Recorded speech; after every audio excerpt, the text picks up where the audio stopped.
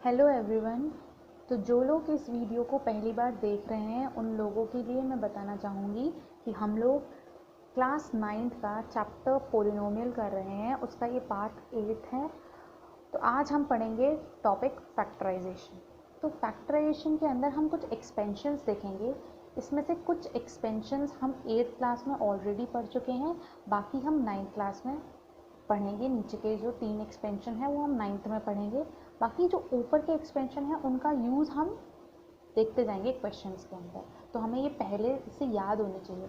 तो मैं पहले एक बार बता देती हूँ कि a प्लस बी का whole square is equal to A square plus 2ab plus B square. a minus B का whole square is equal to A square minus 2ab plus B square. तो याद रखना है कि जब यहाँ माइनस आएगा तो 2ab वाले पार्ट में माइनस हो जाएगा, जबकि यहाँ प्लस था तो ऑल थ्रू आउट प्लस रहा।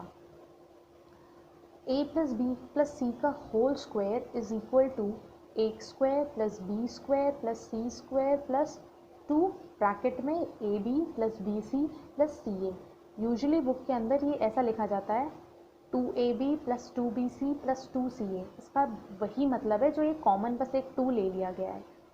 आगे देखते हैं, ये दो नए हैं a प्लस बी का होल क्यूब। अब ये होल वर्ड का मतलब क्या है, दो चीज़ें हैं। एक ये है इंडिविजुअल, a का स्क्वायर माइनस b का स्क्वायर। इंडिविजुअल वेरिएबल पे क्या लगा हुआ है, स्क्वायर चढ़ा हुआ है, जबकि ये होल है मतलब ब्रैकेट के ऊपर है। तो a प्लस बी का whole cube is equal to a का क्यूब प्लस b का क्यूब प्लस 3ab ब्रैकेट में a प्लस b। फिर वैसे ही हम देखते हैं a माइनस बी का होल क्यूब क्या होगा, वो होगा a cube minus B cube minus 3ab a bracket में a माइनस बी। अब याद क्या रखना है कि जब प्लस है तो पूरे में प्लस रहा और जब माइनस है तो पूरे में माइनस रहा। ठीक है, मैं अब कुछ 2 और ये 4, ये 4 पे मैं स्टार लगा दे रही हूँ। दैट मीन्स ये मोस्ट कन्फ्यूजिंग फॉर्मूलेज होते हैं, तो ये आपको ध्यान रखना है क्योंकि मोस्टली बच्चे इनमें कन्फ्यूज हो जाते हैं। कंफ्यूज होने का जो वजह है वो ये है कि इसमें a प्लस बी का होल क्यूब आता है, जबकि यहाँ पे a cube plus B cube है। तो मोस्टली बच्चे इस दो में कंफ्यूज हो जाते हैं। तो हम देख लेते हैं, पहले 6 देखते हैं। a square minus B square, ये सबसे आसान आइडेंटिटी होती है, a प्लस बी और a माइनस बी। अब देख लेते हैं अपनी main A cube plus B cube. यहाँ देख रहे हैं कि ये जो है वो a प्लस बी के होल क्यूब से डिफरेंट है, क्योंकि यहाँ होल का क्यूब है और यहाँ इंडिविजुअल क्यूब है। तो इसको कैसे लिखेंगे, पहले लिखेंगे a plus B, then bracket A square minus A B plus B square. अब ध्यान यहाँ ये देना है कि क्योंकि यहाँ प्लस था तो यहाँ सिर्फ ए बी वाले पार्ट में माइनस आया, बाकी सब प्लस है, और इसमें यही खास बात है। बाकी A cube minus B cube में क्या करेंगे, फिर से a माइनस बी एक फैक्टर अलग निकाल लिया, A square plus A B plus B square. याद क्या रखना है कि जब यहाँ माइनस है तो उसके ठीक ऑपोजिट मतलब प्लस को हम एक बी के आगे रख देंगे। तो ये कुछ आइडेंटिटीज़ हैं, ये आपको याद करनी पड़ेंगी। बाकी क्वेश्चन करते करते प्रैक्टिस से ही अपने आप ऑटोमेटिकली याद हो जाएंगी। बाकी आज आगे देखते हैं हम कि मेथड्स ऑफ फैक्टराइजेशन, मतलब फैक्टराइजेशन को करने के कितने तरीके होते हैं। तो इसके 2 तरीके होते हैं, उसमें से आज हम एक डिस्कस करेंगे जो कि है by taking out the common factor. 2 होते हैं वैसे, फर्स्ट ये वाला और दूसरा बाय ग्रुपिंग। तो इस पे क्वेश्चंस देख लेते हैं तो ज़्यादा अच्छे समझ में आएगा कि कॉमन लेने का मतलब क्या होता है। ये हम ऑलरेडी वैसे सीख चुके हैं पहले क्लास में कॉमन कैसे लिया जाता है, लेकिन एक बार दोबारा रिवाइज कर लेते हैं। जैसे पहला क्वेश्चन है 5a स्क्वायर माइनस 20ab। तो यहाँ सबसे पहले हम ये देखेंगे कि 5a स्क्वायर और 20 इन दोनों में ऐसा क्या है जो कॉमन है। तो अगर मैं ध्यान से देखूँ तो 5a स्क्वायर को मैं ऐसे लिख सकती हूँ 5 इंटू a, जबकि 20 को मैं लिख सकती हूँ 5 इंटू 4 और ए बी को ऐसे लिख सकती हूँ a इंटू बी। अब जो चीज़ इन दोनों में कॉमन है वो मैं बाहर निकाल लूँगी। तो यहाँ 5 कॉमन है तो मैंने 5 बाहर निकाल लिया। बाकी a कॉमन है दोनों में, अब a इसमें है लेकिन इसमें तो है नहीं, तो सिर्फ a ही है, सिंगल a जो कॉमन है। बाकी ब्रैकेट लगाने के बाद जो कुछ बचा उसमें वो हम वापस रख देंगे। 5a बाहर निकाल लिया तो अंदर क्या बचा, a, माइनस तो पहले से था ही तो माइनस यहाँ साइन लगा दिया। बाकी 5 और a बाहर निकल गया, अंदर क्या बचा 4d। तो यही इसका मोस्ट सिंप्लीफाइड आंसर हो जाएगा। बाकी तो हम सेकेंड एग्जाम्पल देखते हैं जो है 36a³ माइनस 60a²bc। तो इसमें अगर हम देखेंगे कि ऐसा वो टेबल सोचेंगे जिसमें 36 और 60 दोनों आ जाते हैं, तो वैसे तो हम 36 के फैक्टर एलसीएम लेके निकाल सकते हैं, लेकिन मुझे एक कॉमन ऐसा टेबल देखना है बड़े से बड़ा जो कि जिसमें दोनों ही आ जाए, तो वो है 12। तो 12 इंटू 4 36 हो सकता है और 12 इंटू 5 क्या होता है 60। बाकी a³ को मैंने a को 3 बार मल्टीप्लाई करके लिख दिया और b लिख दिया, यहाँ पे a² है तो इसे 2 बार लिख दिया और b इंटू सी लिख दिया। अब वही करेंगे पहले वाले क्वेश्चन की तरह कि जो कॉमन है उसको हम बाहर निकाल लेंगे।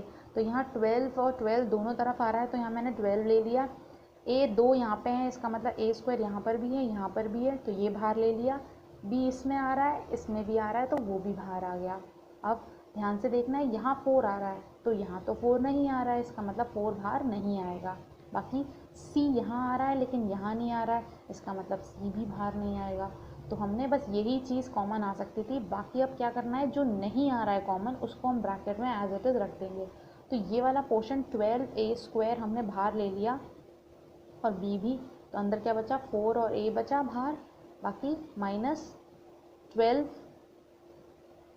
a² b बाहर ले लिया, तो अंदर क्या बचा 5c। तो आप लोगों को समझ में आ गया होगा। अब इसी मेथड से हम नेक्स्ट क्वेश्चन करेंगे, ये थोड़ा सा अलग है।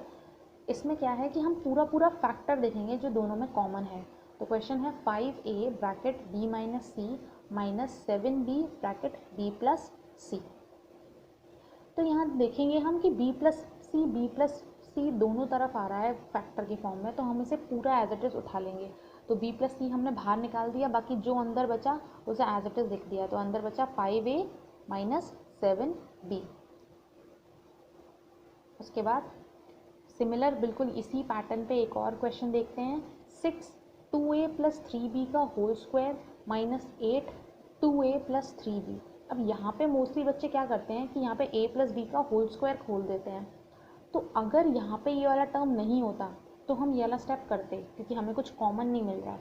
वैसे इसे करने से भी आंसर सही आएगा, लेकिन ये थोड़ा लेंदी प्रोसेस हो जाएगा। तो हम चाहेंगे कि हमारा क्वेश्चन जल्दी सॉल्व हो जाए, तो इसलिए हम क्या करेंगे, 2a प्लस 3b इसमें भी आ रहा है, 2a प्लस 3b इसमें भी आ रहा है, तो ये हमने क्या कर लिया 2a प्लस 3b कॉमन ले लिया। अब ध्यान से देखना है क्योंकि यहाँ पे 2a प्लस 3b का स्क्वायर है, इसका मतलब ये दो में मल्टीप्लाई है, 2a plus 3b bracket 2a plus 3b, लेकिन हमने तो सिर्फ एक ही बाहर निकाला है।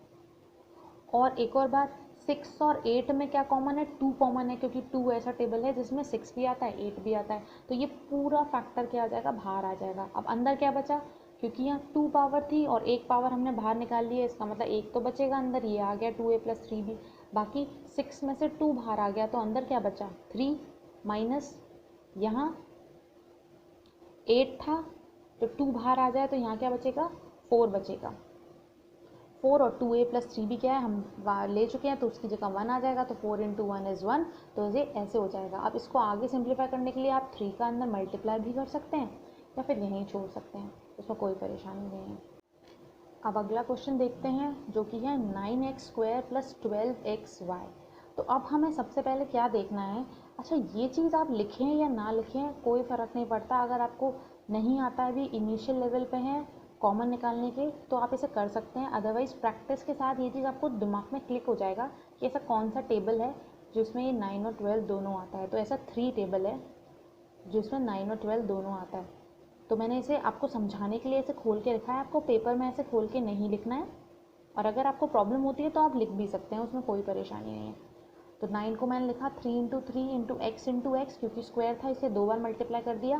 बाकी 12 को क्या लिखा मैंने 3 into 4 into X into Y. तो अब 3 और x दोनों में आ रहे हैं, तो मैंने इसे बाहर ले लिया, तो 3 और x बाहर आ गया, तो अंदर क्या बचा 1 3 और 1 x, तो मतलब 3x बाहर आ गया, और 3 और x बाहर ले चुकी हूँ, तो अंदर क्या बचेगा 4 और y, और साइन में कोई चेंज नहीं, बिल्कुल वैसे ही लिख देना है। तो ये मेरा सिंप्लीफाइड आंसर हो गया। आगे एक और क्वेश्चन देख लेते हैं हम, ये पुराने वाले पैटर्न पे है कि x प्लस वाई क्या हो रहा है इस वाले क्वेश्चन में, दोनों में कॉमन है, तो ये पूरा फैक्टर मैं बाहर ले लूँगी, और अंदर क्या बचेगा 2a माइनस 3b। तो यहाँ तक आई होप आप लोगों को समझ में आ गया होगा। बाकी इस वाले टॉपिक से रिलेटेड आप क्वेश्चन करिएगा और बताइएगा आपको समझ में आया कि नहीं। Thank you.